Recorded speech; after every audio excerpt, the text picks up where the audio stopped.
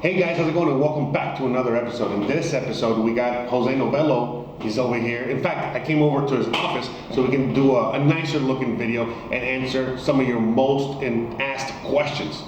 So, question number one. Let's just get right into it, man. All right. Question number one. I landed here in 2023. I just landed here in Mexico right now. I've never been to Mexico, and I don't have financial solvency. Okay. I know, I'm worst case scenario. I just landed here, never been to Mexico, no financial solvency. What are my options? Because everything I hear online, it says I'm here illegally and I'm going to get deported and I can't be here. So can you help me with this? That's a lie. That's a lie. Option A, which is your first option, is to, I'm pretty sure that you'll get 180 days. Even though it's your first visit to Mexico, you'll get 180 days. That makes your state legal, okay? So you don't have to worry about that. You don't have to worry for the next 180 days. Boom, period. Now, once you get closer to 180 days, you have two options. Leave the country and come back. You might get, again, 95% chance that you might get 180 days. Again, that means you'll stay for 1 year. Yeah, on a tourist visa. On a tourist visa. Or you can just ask for an extension.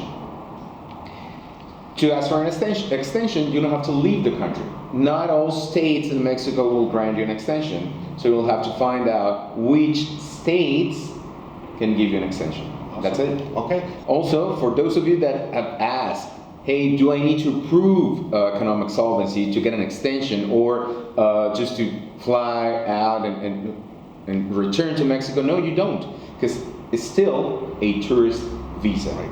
That's it. The only thing is that your country has to have some sort of agreement with Mexico. You know, USA, Canada, Europe, most countries have no problem where you just fly in and get your tourist visa. In fact, when you fly in, you get it in the plane, right? They give you a piece of paper. That's right. Well, now it's digital.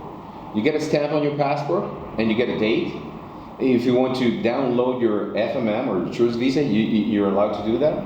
They'll give you a website. You can download the paper. Okay, so it's already all digital all over Mexico. Yep. Awesome. Look at that. Okay, so now the next question is, I've heard that you can get your temporary visa without having to prove financial solvency.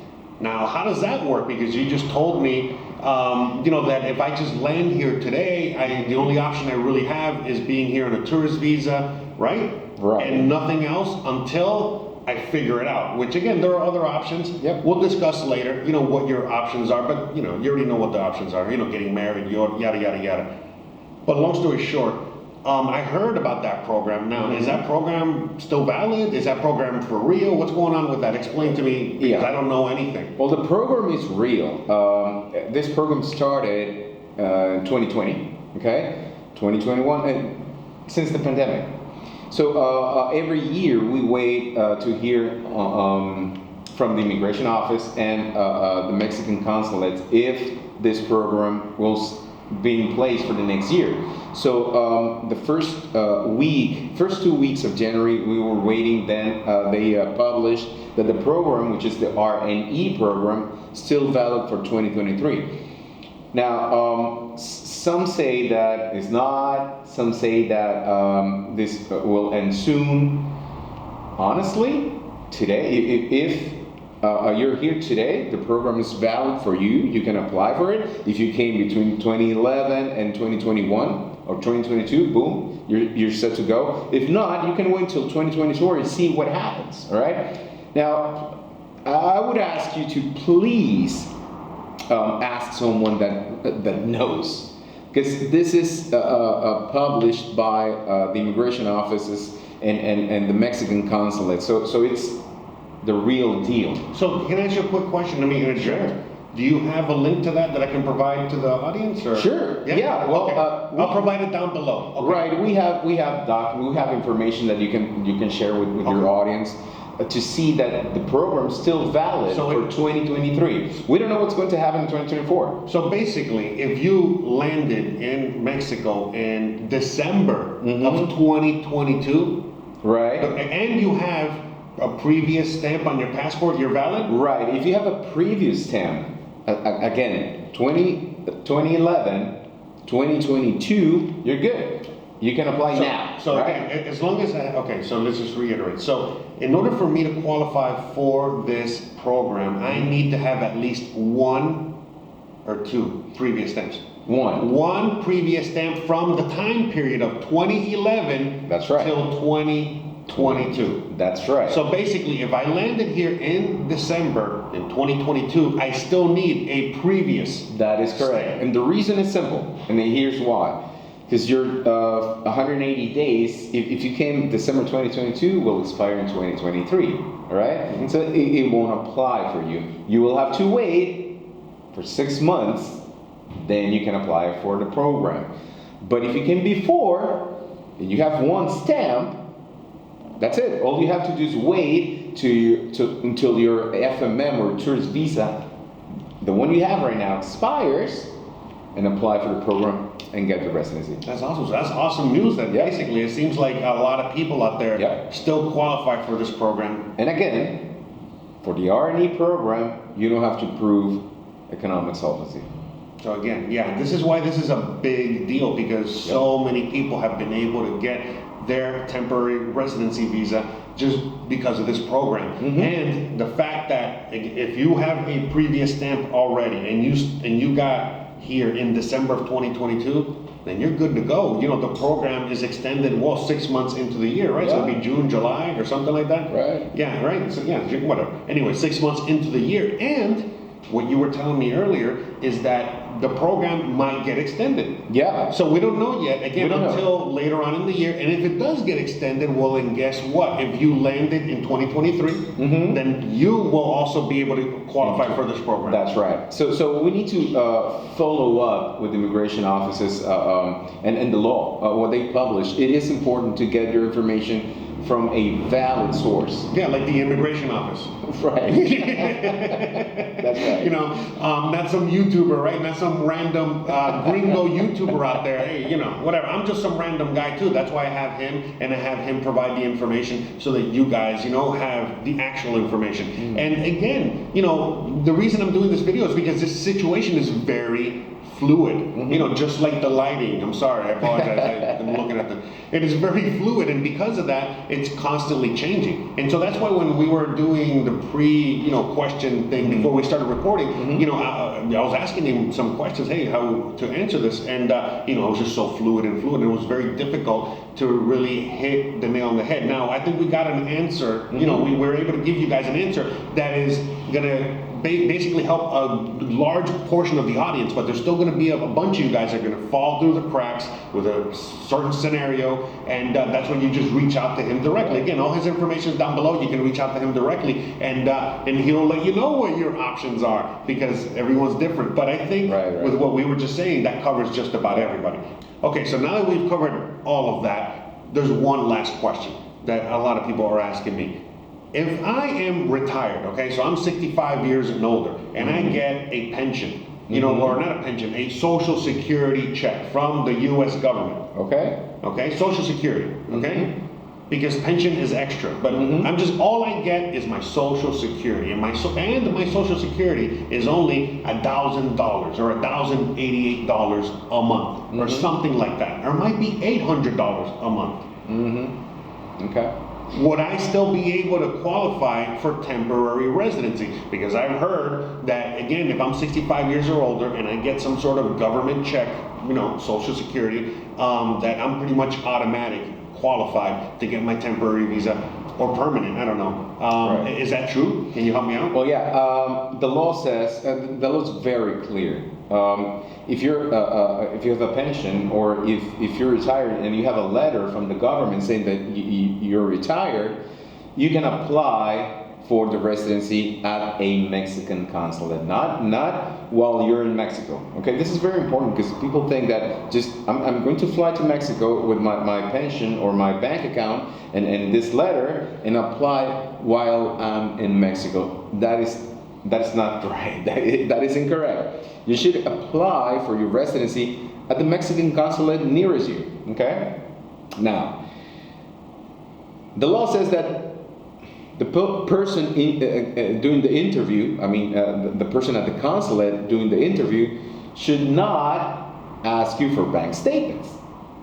It's clear that that's what you need to prove, the letter and the social security.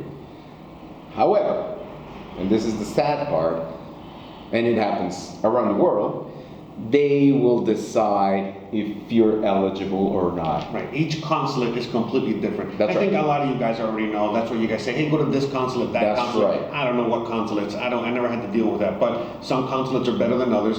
And yeah, you know. But at the end of the day, there's no minimum amount. Basically the law says you need to just have a check. That's right. Government or some sort of monthly income plus. That is right. 65 years or older. That is right. The only reason to prove solvency is in case you're not retired or you're not 65 or older and want to move down to Mexico, or if you're applying for a permanent residency based on your investment or income, then you have to prove through your bank statements that you have that amount, that cash. If not, if you're 65 or older, that's all you need to prove. The letter from the government saying that you're retired or that you receive a pension or Social Security, but again, they will decide if they grant you the residency or not. Okay, interesting. Okay. Mm-hmm. Okay, so I got one last question. I got a bunch of people that are asking me about the whole family structure situation. For example, a family of 4. Okay, and everybody is coming from the USA or Canada, but one member, let's say the father or the mother, is Mexican, or they have Mexican heritage. They're either a Mexican citizen or a Mexican resident. Okay. Now, is it true that the rest of the family can also get their residency automatically through family structure simply because one member is already a resident or a citizen? Okay, that's 2 different answers. 2 different. Yeah. Okay. Because first, if you're a resident, if you have a residency, let's say the mom or dad have their residency, right? You can get the other spouse can get the residency if they're married. Okay. All right, because could be your partner, but there's no legal. You gotta be married. Yes, legal linked. So you got to be married. Translate that marriage certificate into Spanish. Get it and get the apostilla or apostille. The apostle. Yeah, the apostle. And with that that document and the residency, you can apply while in Mexico throughout the immigration office and get the other residency. The other spouse can get the residency. Now, what about the kids? If the kids are 18 or older, there's no way. I did not know that. Yeah, there's no way. They will have to go through their own process. Yeah, they're legal adults. They're on their own. Yeah, that's right. But if they have bank accounts, if they have an average and some income or some money, they can get their residency throughout the Mexican consulate outside Mexico. Okay. If they're under 18, then yes, we can use their parents' residency and get their own residencies. But for that, we need the birth certificates of the kids translated, certified, and all that you're. And the apostle and all that stuff. Yeah, and if you want to know more about the apostle, if you want to know more about that process, if you want to know more about everything we talked about today, and then some, you can just reach out to him directly. In fact, I'm going to provide his email and his website down below. And please, go ahead and tell us a little bit more. Thank you, Jose. Well, this is what we do. We have a lot of clients, and we take care of the residencies, temporary residencies, permanent residencies, family bond or bloodline. We do real estate, we do taxes, we do corporate law, we do bank trust. Everything that an expat needs just to move from their country to Mexico and make things easier for them. So that's what again, we do. Yeah, sorry. I don't mean to interrupt. I'm always interrupting. But yes, again, he provides tons of services, not just immigration services, okay? Again, he's into real estate. In fact, we're going to do a real estate video real soon, and you're going to see it as soon as we're done with it. But anyways, guys, with that being said, you already know the deal. If you like this kind of content, don't forget to please like, please subscribe, please share, please hit that bell icon. And if you got any more questions, please hit them up. Thanks again for watching, and we'll see you on the next one. Bye.